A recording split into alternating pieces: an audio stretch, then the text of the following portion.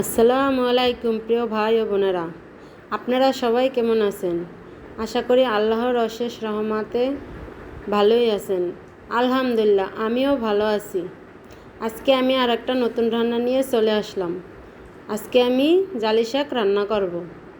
জালি শাকগুলো আমি সুন্দর করে কেটে বেছে ধুয়ে পরিষ্কার করে নিয়েছি। এখন আমি ইলিশ মাছ দিয়ে রান্না করব। তার জন্য ইলিশ মাছ ভেজে নিব। লবণ দিয়ে দিয়েছি। আমি কড়াই বসাই দিয়েছি। কড়ার ভিতর তেল দিয়েছি। তেল গরম হয়ে গেছে। এখন একটু লবণ দিয়ে দেব। লবণের ছিটে দিলে মাছ লাগলেও লাগার সম্ভাবনা থাকে না। এখন আমি সুন্দর করে মাছের ভিতরে হলুদ মরিচের গুঁড়া দিয়ে মেখে নেব। হলুদের গুঁড়া, মরিচের গুঁড়া এখন সুন্দর করে মেখে ভেজে নিব।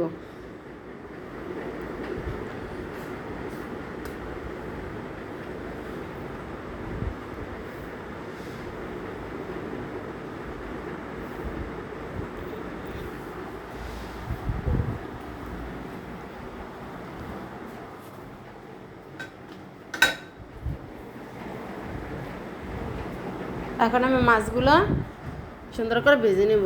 এক সাইড ভাজা হয়ে গেছে, এখন উল্টেই নেব।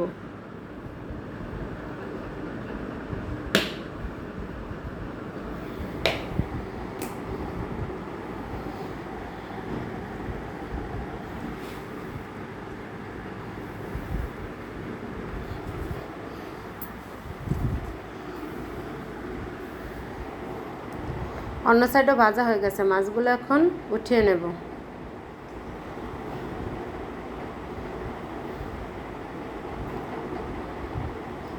এখন আমি দিয়ে দেব পেঁয়াজ কুচি।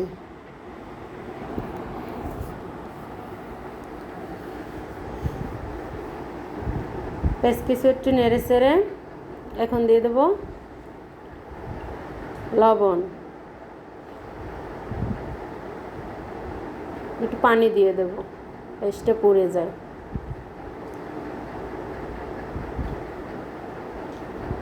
এখন হলুদের গুঁড়া দিব 1 চামচ,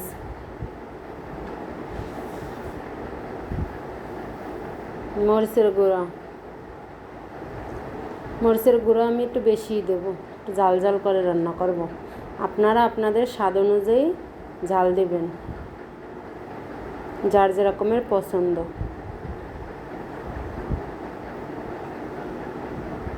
এখন লবণ দিব। লবণ দিয়ে সুন্দর করে একটু কষিয়ে নেব। আলু দিয়ে কষিয়ে নেব। এর সাথে আমি আলু দেবো, আলু দিয়ে কষিয়ে নেব। আলুটা এর সাথে দিয়ে দিলে মশলাটা কষাতে কষাতে আলুটাও সিদ্ধ হয়ে যাবে। আমার এই সাধারণ রান্নাবান্না যদি আপনাদের কাছে ভালো লাগে তাহলে লাইক সাবস্ক্রাইব করে সাথেই থাকবেন।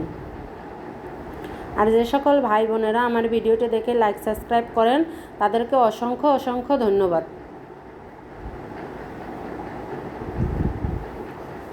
আমার আলুটা কষানো হয়ে গেছে। এখন আমি পরিমাণ মতন ঝোল দিয়ে দেব।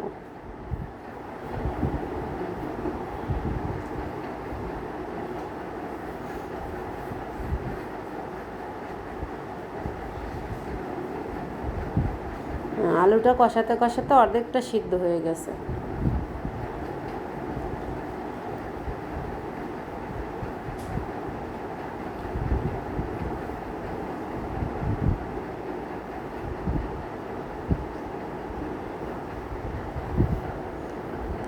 লাইক সাবস্ক্রাইব করে প্লিজ একটু সামনে এগিয়ে যেতে সাহায্য করবেন এই বোনটাকে। এখন জলটা ফুটে উঠেছে। এখন আমি শাক দিয়ে দেব। কার কার জালি শাক খেতে ভালো লাগে কমেন্টে জানাইয়েন। আর যার যার খেতে মন চায় তাড়াতাড়ি আমার বাসায় চলে আসেন।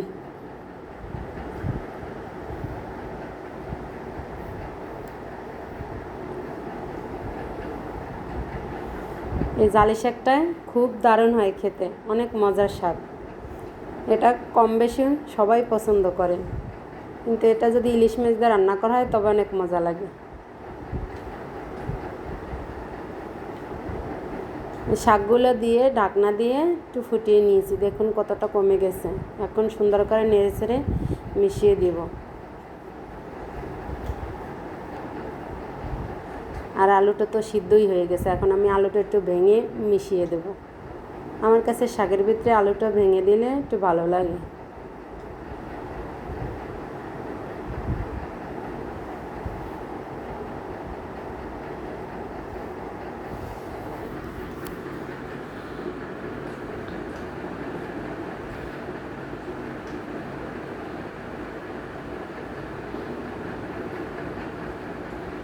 এখন আমি মাছগুলো দিয়ে দেব।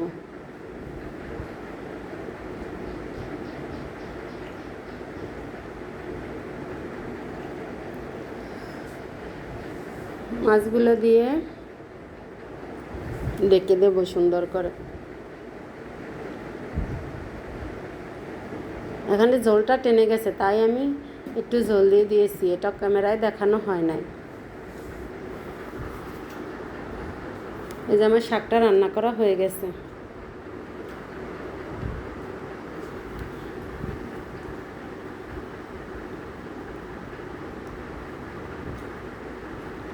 আবার দেখা হবে নতুন একটা রান্নার ভিডিও নিয়ে। ততক্ষণ সবাই সুস্থ থাকুন, ভালো থাকুন। সকলের জন্য সুস্থতা ও শুভকামনা করে আজকের মতন বিদায়।